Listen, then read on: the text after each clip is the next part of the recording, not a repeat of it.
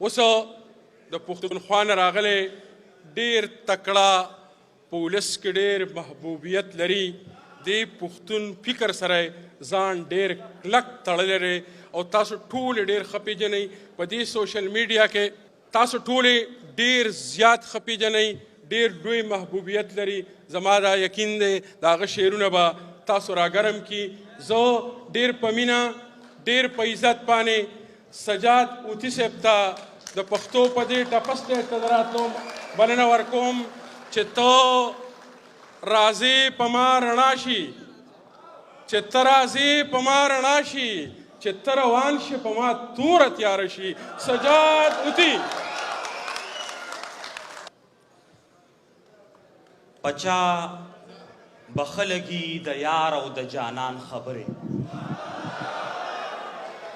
پچا بخلگی د یار او د جانان خبرې، ما تکاوا د خپل بابا فخر افغان خبرې. او چا چې بللی او غدار په څو خبرو باندې، چا چې بللی او غدار په څو خبرو باندې، هغوی هم ومنلې نن د باچا خان خبرې.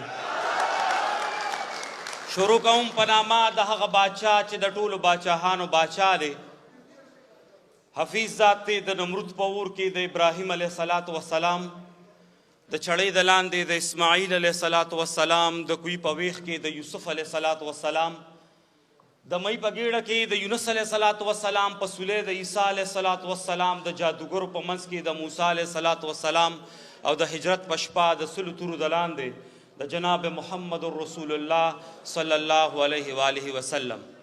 په سټیج ناست ډېر عزتمنده مشره او دلته کې مخامخ په حال کې ناست زما سپینګیري مشرانو چې زما د پښتونخوا اجري جماعتونه په تاسو ښایسته دي، او هغه شاه زلمو چې ګوتې تڼاکې لرې خو د دې سرو شګو نه تاسو شیشمحل جوړ کړی دی او جنت مو ته جوړ کړی دی.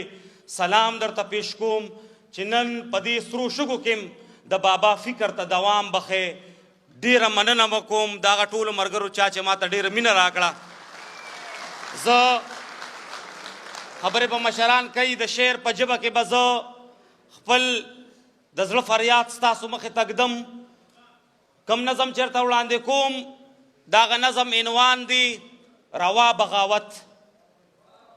د پولې شوي زړه د درد زړه کې زغملی نشم، د پولې شوي زړه د درد زړه کې زغملی نشم، نورې د زړه خبرې زړه باندې ساتلی نشم.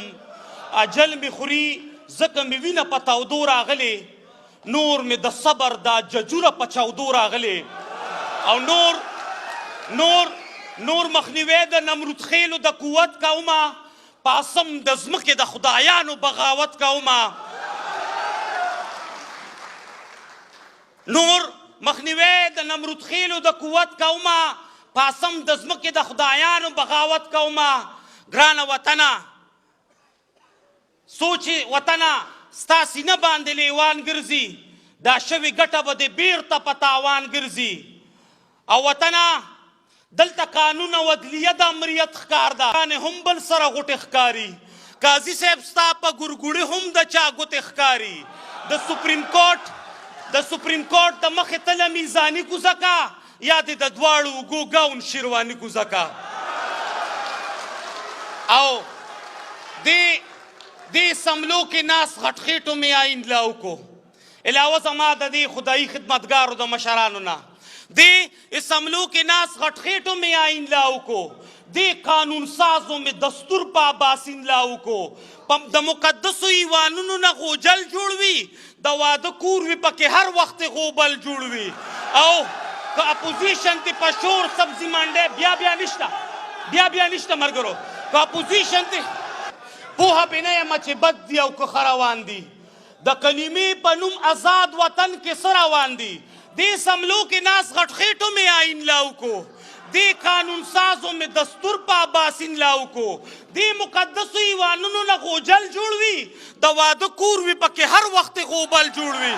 او که اپوزیشن ته په شور سبزي منډی جوړه کړي، د اقتدار خاوند ته هم مچلي منډی جوړه کړي، نو دې له نامزدي ورک شه ستا د مرګي شور وګرځه، د اسمبلۍ پسته کرسۍ در پورې ور وګرځه.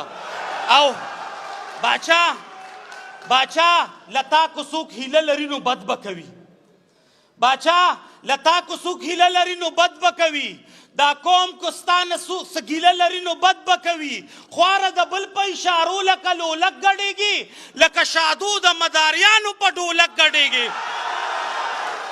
تاله پسه څوک لقبونه د لینډ لارډ درکي، تاله پسه څوک لقبونه د لینډ لارډ درکي، تاله د محض په تقریر باندې ایوارډ درکي. څنګه در سره چې د ظلمو د زړګي چوله بستی، داسې دې شعر کې په تا وخت خرابوله بستی. او ای د هوستګي شاعره خدای دې منډو باسه، د هوستګي شاعره خدای دې منډو باسه. د یار د ځنې اننګونه دې دا شونډو باسه. د بیدارۍ په ځای دې دا بچي په سکو مین کړل، څوک دې په خال څوک دې په شونډو اننګو مین کړل. منم چې تا ته د دروغو ترشا ژوند خوږ دی، خو ما ته سپینو سپینو ویلو کې دا خوند خوږ دی. او منیر صاحب څنګه به بادرنګ تکریله وایما، ما د څوک مړ کې خو دلته بدله وایما.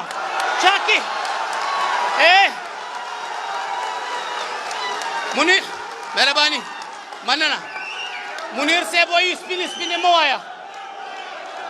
ویم مهرباني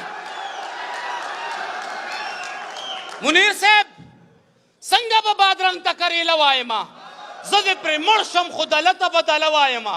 چا کې چې ځای شته نو هغه ته به خپل پیر وایم، دا مې ایمان دی چې خنزیر ته به خنزیر وایم. او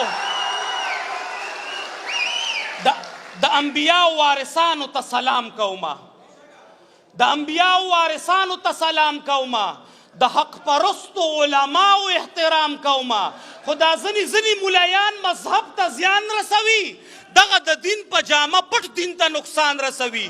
دغه ناحقو زه ټوټې ویشلی یمه، دوی د فرقاتو په اره باندې څیرلی یمه. دا د فرقو په زنځیرونو کې بندي چا کړم، ته بریلي دې پنجپیري زه دیوبندي چا کړم. شرخوخې نه مالیار شه ښکلې ګلستان تیار کا، ګینې دوزخ تلو ته زموږ نه مخکې ځان تیار کا. او الله دې دې اجي صاحب نم ساپه ټکو باسي، دا چې په ګیره لاس وخي تسبو نه ټکو باسي، دا چې روان دی او په لاسو کې پنسې اخلي، دا بډور اجي په روغو کې پیسې اخلي. بشر نزبرګ دی خو د زړه کور کې شیطان ساتي، چینجی اخره چې پردي کورونه روان ساتي. او جمهوریت د صحافت په کالو ښکلی ښکاري، یو صحافي د حقیقت په کالو ښکلی ښکاري.